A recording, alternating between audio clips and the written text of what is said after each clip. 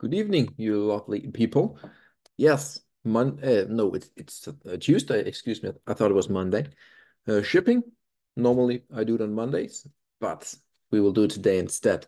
As always, guys, as I always like to say, please subscribe here to YouTube or follow me on YouTube, Twitter, and also Substack. Again, I will be moving more and more stuff to Substack. It is just incredibly easy for me to use and to post stuff and the uh, the format where you can make the posts and so on is really a good layout, and I think it gives a lot more value than a post on Twitter or a video on YouTube in a lot of cases. So check it out, Substack, easy to use. It shouldn't be, if I can do it, you can do it. It's very easy. So shipping, I think overall today was a very dull day. Nothing happened really. Let's see what shipping is up to.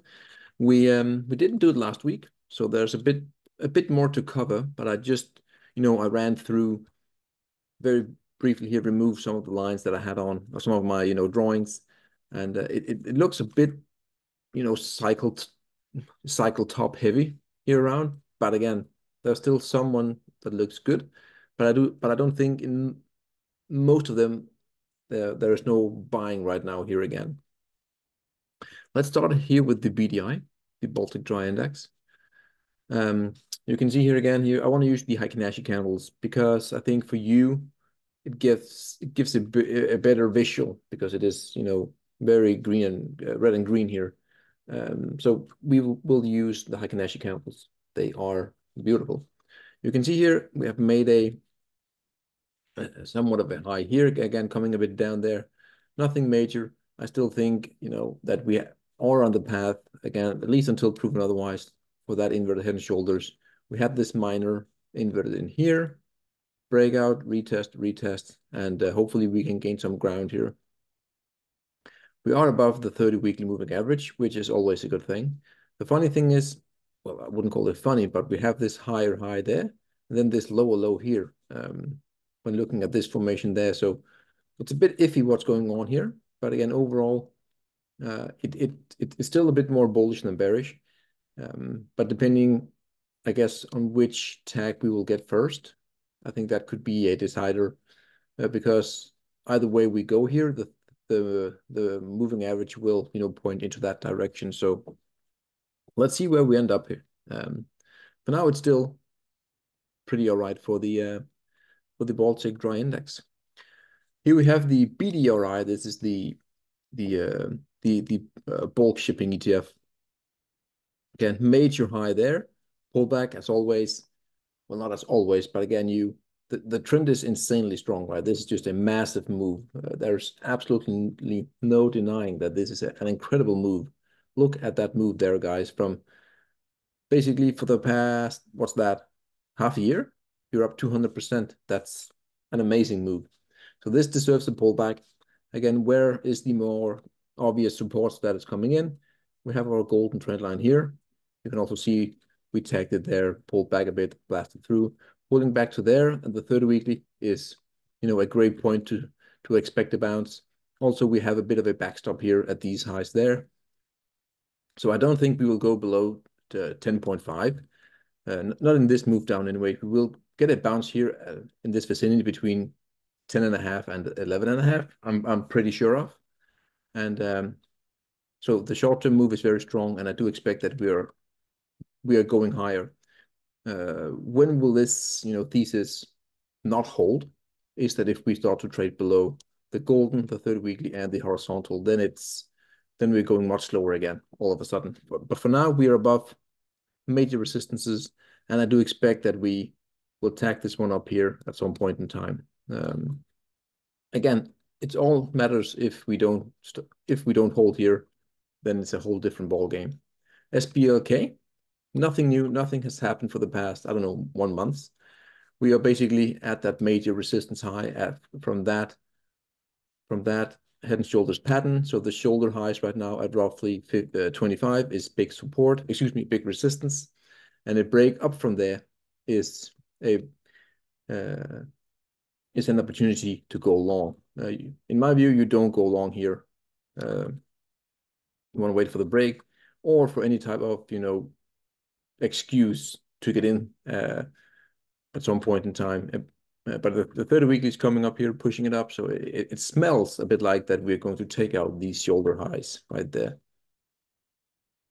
And always, more or less always, a negation of such a huge topping pattern here, screams for a lot higher prices. CTRM, nothing new. We were into some trading here, but again, we got stopped out on the day yesterday, where we had this inverse split or reverse split, I think the name is. A lot of volatility yesterday, and basically now there's nothing to it here. Now the only thing to look for, in my view, on CTRM is that golden trend line right there. And if we get back above, hugely bullish. Until then, we just stay on the sidelines, and nothing more to it. GLBS. Again, as you know, we called that breakout there, massive run up there, higher than I actually, expected it to. We had two waves there, and now we're coming in, and I think it's a bit iffy. I don't know exactly what's going on here. It smells like a rounding bottom. So as long as we hold, 2.10, it's all good. So if we get a large green candle here on the weekly, then I guess you can have an excuse to go long, but you need to have your stop below, 2.10 and the 30 weekly. If we ever start to trade below there, there's a lot higher chance that we are seeing lower prices in the future. SB, on the Substack, or at that time it was, the paid YouTube, we bought the breakout there. Should you be a buyer right now? Absolutely not. Why do I say that? Because the reason is we're coming into some highs over here. We have an RSI of 85. Again, RSI, don't put too much into it. But again, we are in an uptrend. You can see here we've actually come up quite far, up 80%, give or take, from that move up there. So the trend is definitely up here on the weekly basis. Beautiful.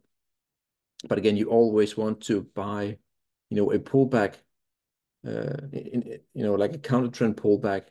You want to buy it, and then you want to the long-term trend will resume it to the upside more often than not. You don't want to buy here. You're basically chasing. Again, this could go on, but we are into some big resistances here. So I do expect a pullback anywhere from now, or maybe even up to 5.5. Then I do expect some sort of consolidation. And yeah, the good thing is this is for the dividend portfolio, 4% dividends, and the chart itself looks really good long term. My target is roughly, depending on how we get there, but anywhere between 9 and 12, basically. That's when I'm probably going out of the stock here. But there's at least 1 to 2 years before that happens. Here we have D Nord. This is the Danish company. Green up and broken. Not ideal, obviously. The perfect scenario would have been to be in this bull flag, tag it, and then boom. That would have been a fantastic outlook for the stock here. But yep, it didn't happen. So now you want to watch that bull flag still. And again, you want it to break to the upside, and you want to buy into that break at some point in time. But for now, you don't do anything, basically. It's basically, you also have to admire the run-up it had. It has had, from the March 2020 to roughly mid-2023. So over 3 years' time, actually precisely 3 years, it moved 7x.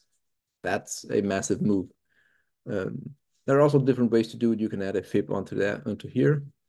And usually, the big, where we find support is, in between the 0.618 and the 0.382. That is where you usually find support. So if this bull flag continues, and then maybe tag the fib and break out, beautiful. Stop below, entry, lovely stuff.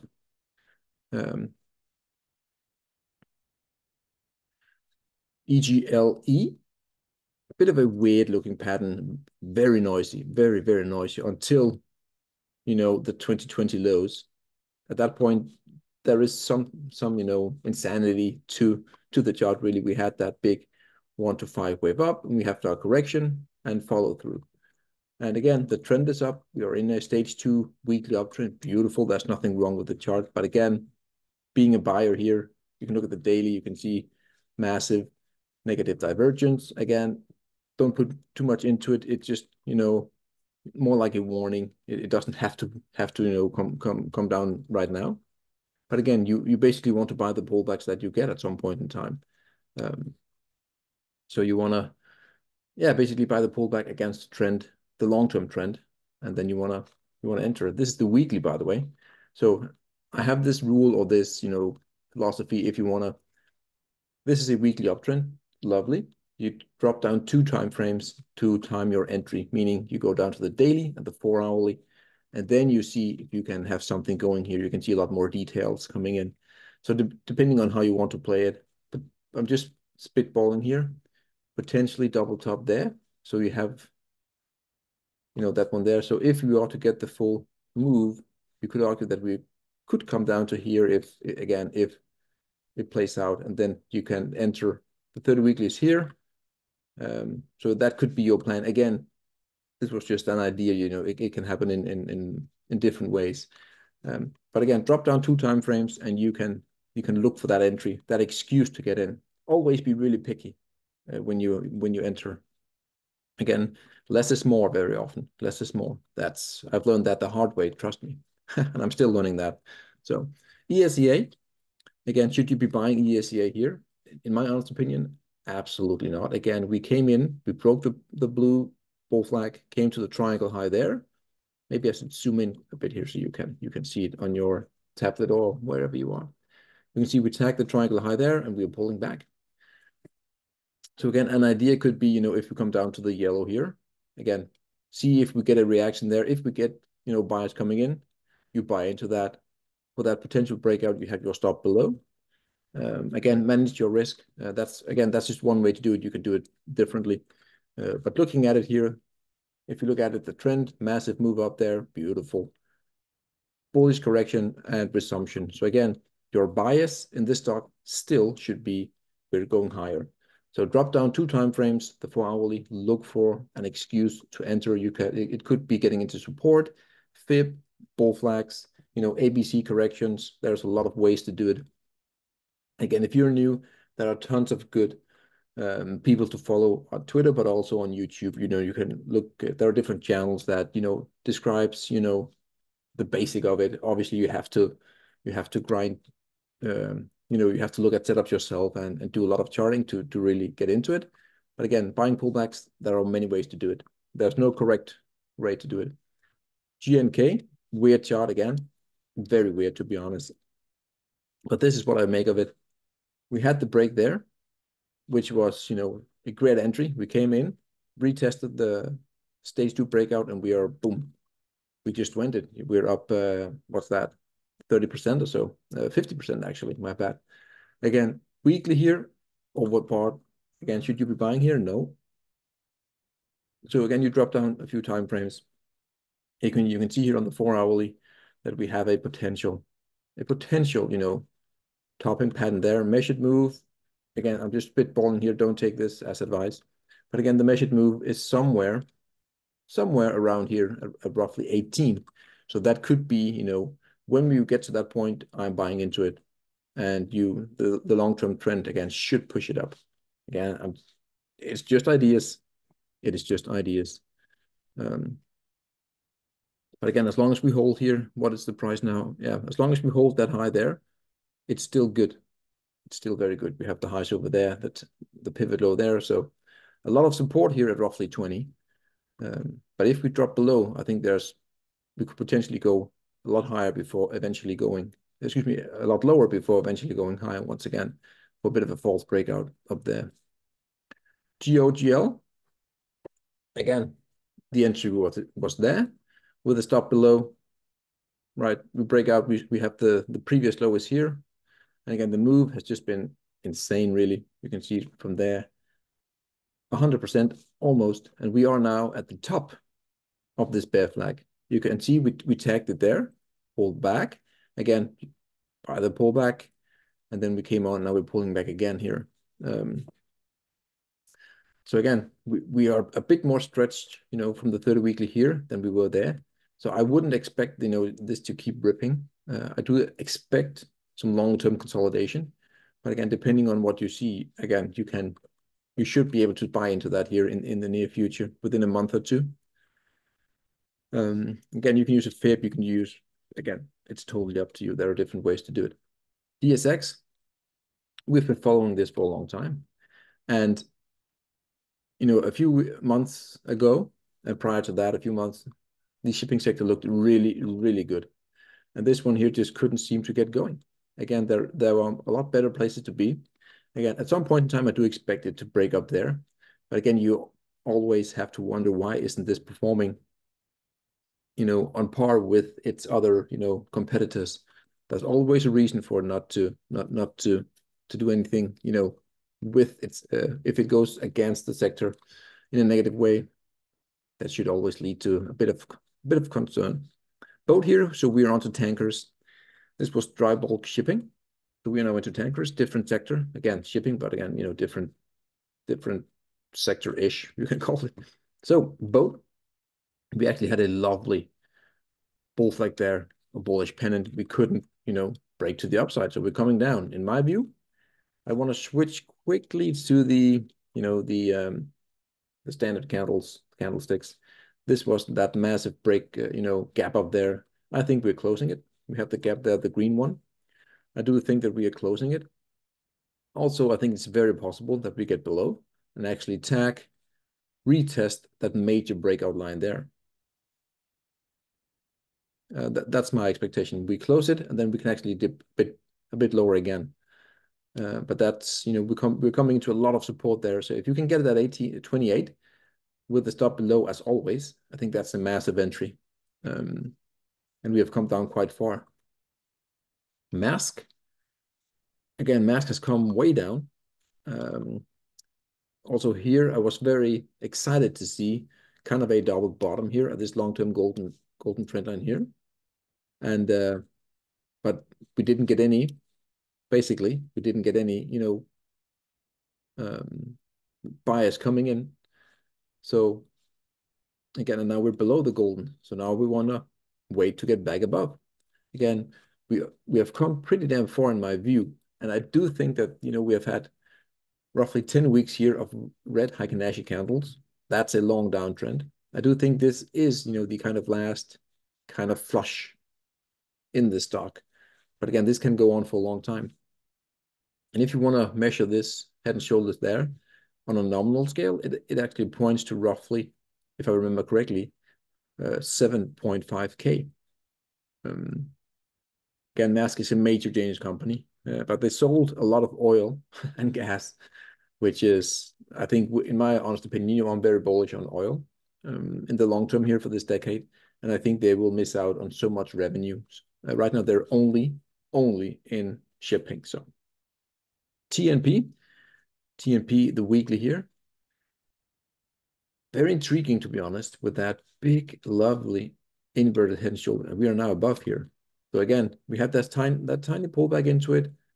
That is your entry. We can see we're getting some green weekly Heikin-Ashi. So we are in a weekly Heikin-Ashi uptrend, and the third week is coming up nicely. Again here, this can be bought into here, but again, you need to have a stop below that pivot low there at roughly, let's call it 23. That is, I think, is a must to have a stop below there.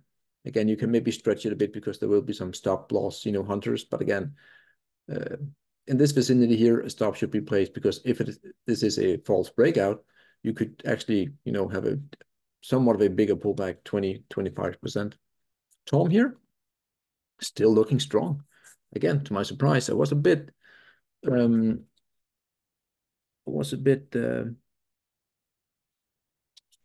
second here, my mouse needs batteries. 1 second. And back we are. Mouse getting charged. Again here, TORM, bit of a surprise to me that we didn't have that third touch right there, but here we are. Again, we came into the triangle high there. We tagged it, and we pulled back. Pretty standard. As you know, there's a lot of people selling into that potential double top there, or that triangle high up there. So nothing new. But what is very bullish here for TORM is this bullish consolidation here. So if you start to see a massive move to the upside there, and we're breaking out above 200 and let's call it 258. Hugely bullish. Again, the stop loss should be below that pivot low there. This is shipping TORM pays a quite, 17% dividend. And we had this massive move up here, bull flag, resumption. Usually I would like to have that third touch there on the bull flag, but hey, we cannot have it, as always. Okay, INSW, weird chart, insanely weird chart. I have no idea what to. Again, I'm not, even though it has performed incredibly well, I am by no means interested in this in the stock up here, even though we can see that we are trying to break above that previous pivot high. Again, this is not my kind of entry or setup here to buy this heavy negative divergence and this kind of maybe a bear flag into a double top. I don't know. To me, no, the move is over. Entries roughly down here. You can see here, if we had a trend line over there, that's the entry in hindsight, obviously, but this is where you get the cheese, right? Up here, no, don't do that. Again, my honest opinion. That's all I can do. DHT looks really good still. Stage 2 uptrend. That lovely inward head and shoulders broken. Right there, a lot of, retest, deep retest, but we are within the green uptrend here. So again, dips or any kind of setup that you may have should be bought. Warning signs, a breakdown there of the green and the 30 weekly. In my view, you have to get out and, reassess, just wait to see what happens there. Could it be a false breakdown? Obviously, but again, you need to take your precaution there and get out because the trend that I would be playing here, if I were in, is this uptrend there and the 30 weekly. And you can see the momentum is kind of stalling here. So we need a big pop here above that, previous high over there very soon. Otherwise, I think we could start to do like that. Just like that. TNK, still nothing new. We came into that big red resistance zone that we have marked. I think we marked it, when we started to form this bull flag, we added that red zone in there. We're getting a bit of a bounce there. Obviously, we had a major break of a major macro formation there. And when I call it macro, that's usually when we have these kind of big 3 impulse lower lows, which is a major Elliott wave correction. In this case, not correction, but a downward move here. You can have it to the upside as well, but in this case, it was to the downside. And we have broken that structure on that big Elliott wave in a bull flag here higher. So my bias is still higher, but we need to clear that massive support and resistance zone there, the supply and demand zone here. And you want to buy that break. Very often you get the retest. And that is when the big, test is going to stand. But for now here, I wouldn't be interested in it at all. Just below major resistance. And, momentum is a bit iffy here. I would just be on the sidelines. STNG. I want to note you again, the entries are down here, guys. The big entries, the ones that I'm trying to find here. I'm not in this one, but again, if these are the ones that I'm trying to find there. I wouldn't have expected such a massive move there in just straight off the bat, but okay. Now we're in this tiny yellow uptrend here, as I have been saying a long time, I think we are on the road to hit that massive golden trend up here, and then we will see what happens. Do we break through? Typically, I don't think so.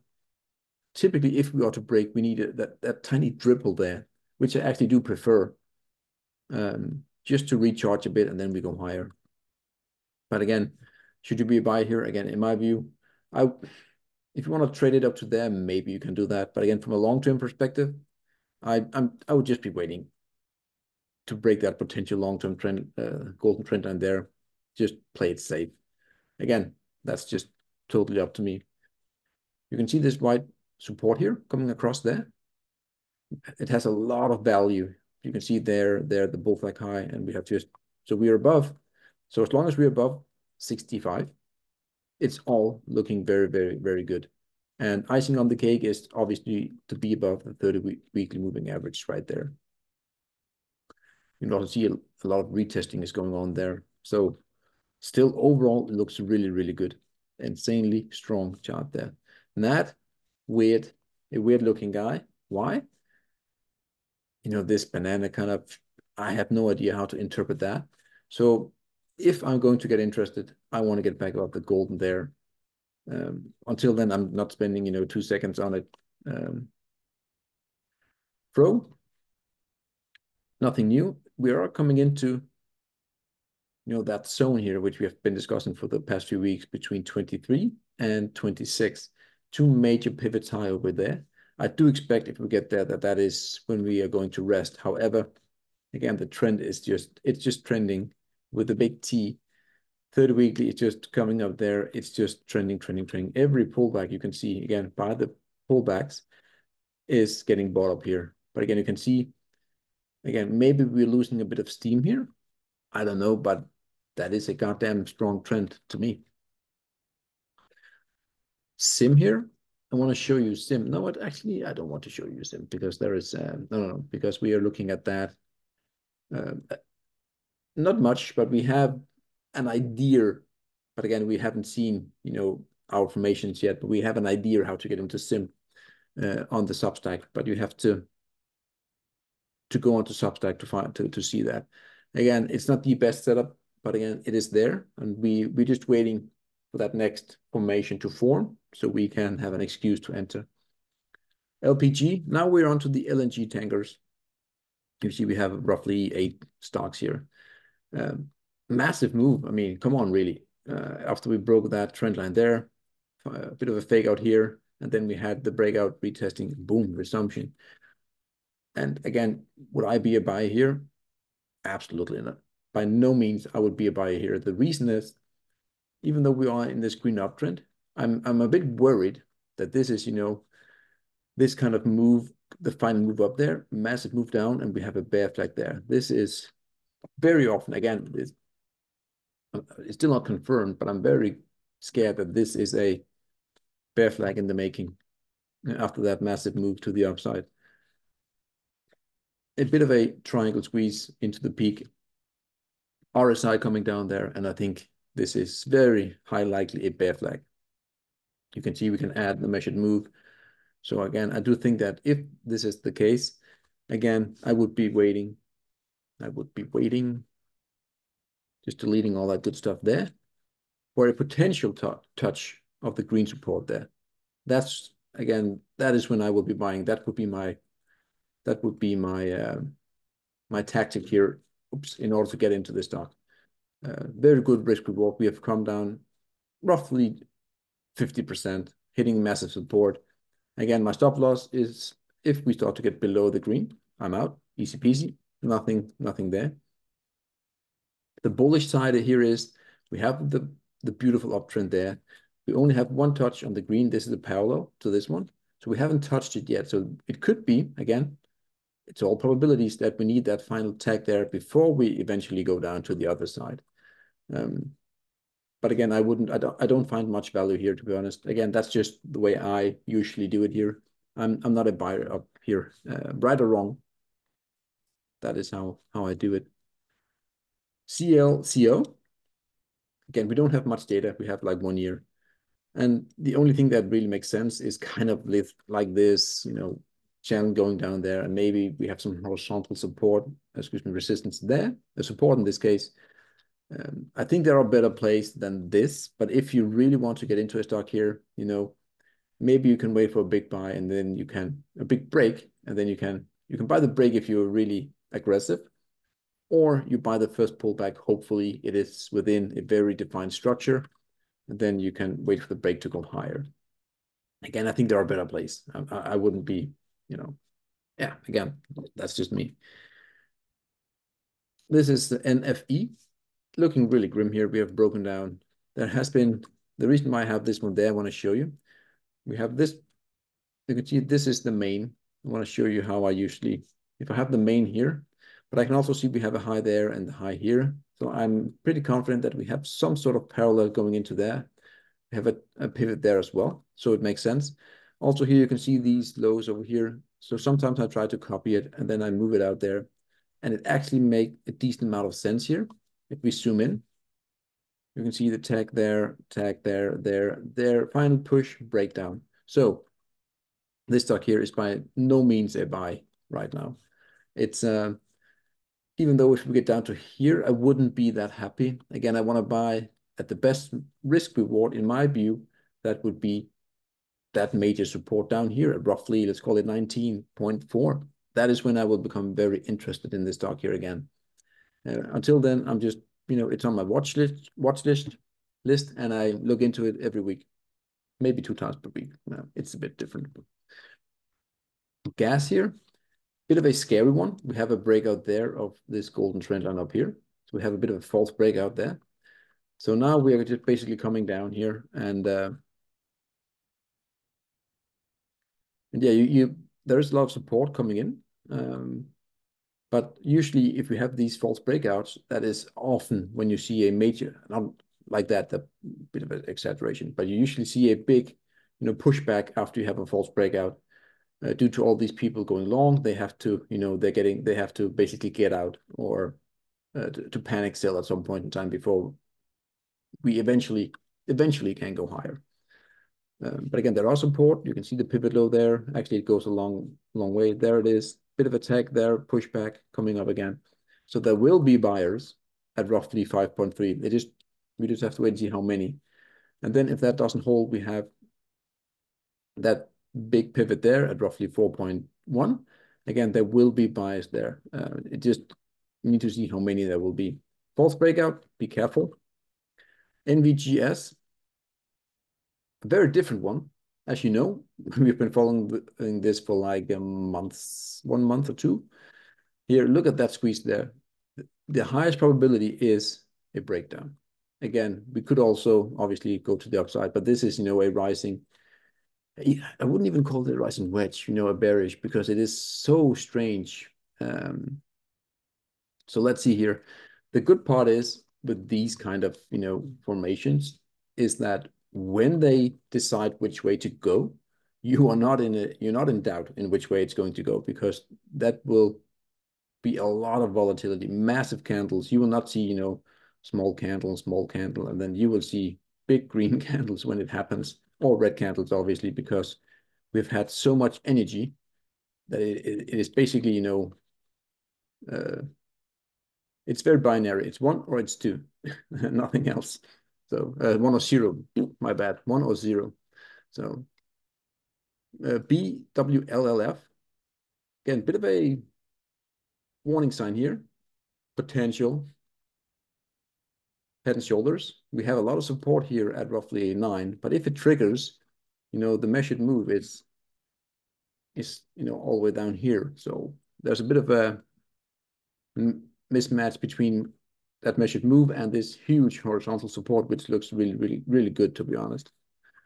So this could be, again, I have no idea if that will happen, where we break down, tag it, and then we come back in for a false breakdown. Again, do I know that will happen? No. But given the distances between the support and the neckline measured move, potentially. Last but not least, kind of similar to the previous one, huge, whoa, huge rising wedge right there, usually bearish. We are into major resistance right now. Big resistance. And same thing again here. It's actually, it looks like a runaway breakout. We have these very small candlesticks, and then all of a sudden, boom, you get a massive candlestick there. I think that is what we're going to see here, to be honest. Again, if you want to buy the breakout here at roughly 15.5 to 16, fine. If you get a candle, you buy that break, beautiful. But again, these rising wedges here, I see it very often that you get a breakout, you come down, retest, and then you collapse. So again, stop loss, you have to use a stop loss here in this kind of scenario. Otherwise, it can easily go half the distance of that. So you're getting whacked there if you want to play hero. Stop loss, very important in that case. So that is all. That was a very long video, but we covered it very nicely, I think. So I think the theme here is for shipping. I think we are at I wouldn't say a top, but we are definitely into a lot of resistance looking across the board, especially the Baltic Dry Index into a lot of resistance. Still, overall long-term trend is up. However, short term, I think we can have some pushback, or some pullbacks. Tankers looking a bit grim there with the boat ETF, coming down to basically close that gap, what it seems like, and we can have a potentially lower move down there into roughly 28, big support. Hopefully it holds. And then I think overall, the LNG tankers, I am not a fan. I'm not interested in these right now. I think the moves that they have made for the past few years, I think there's not a lot of juice in it to really justify these. Again, my opinion. So that's it, guys. Long video. I hope you enjoyed it. And as mentioned in the previous, at the intro here, Substack, I will be moving a lot of the stuff here over to Substack because, yeah, as I mentioned, it is just a really simple tool. It's very easy for me to use. And that's just a big plus for me. And I think you'll enjoy it too. I have seen people that haven't used Substack before also writing to me that they find it a lot better because there's not all this, YouTube, especially all the noise in quotes that there is on Twitter. So it's very calm over there. Guys, have a great the rest of the day. And if I can speak, which right now I can, I will be doing the uranium miners in Australia right after this one here, guys. Have a great day. Stay safe. Bye.